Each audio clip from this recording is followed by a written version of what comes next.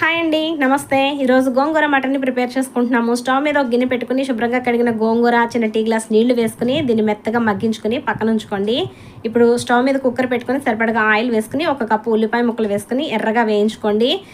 ఉల్లిపాయ ముక్కలు వేగిన తర్వాత కడిగి పెట్టుకున్న మటన్ వేసుకుని ఒకసారి కలుపుకొని దీనిలో 1 స్పూన్ అల్లం వెల్లుల్లి పేస్ట్ కూడా వేసుకుని బాగా కలిపి కుక్కర్కి విజిల్ పెట్టకుండా మూత పెట్టి మటన్ని ఉడికించుకోండి. ఒక 5 నిమిషాలు ఉడికిన తర్వాత ఇందులోకి కొద్దిగా పసుపు, 2 స్పూన్ల వరకు కారం, సరిపడగా ఉప్పు వేసి కలుపుకొని మనం ఉడికించి పెట్టుకున్న గోంగూరను కూడా వేసుకుని కలుపుకోండి. ఇందులోకి పచ్చిమిర్చి చీలికలు, 1 స్పూన్ గరం మసాలా, కొద్దిగా కొత్తిమీర, సన్నగా కట్ చేసిన కొత్తిమీర కూడా వేసుకుని కలుపుకొని సరిపడగా నీళ్లు వేసుకుని కుక్కర్కి మూత పెట్టి 4 విజిల్స్ వచ్చే వరకు ఉడికించుకోండి.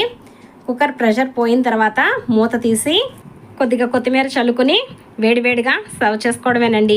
వీడియో నచ్చితే ఒక లైక్ చేసి నా ఛానల్ని సబ్స్క్రైబ్ చేసుకోండి.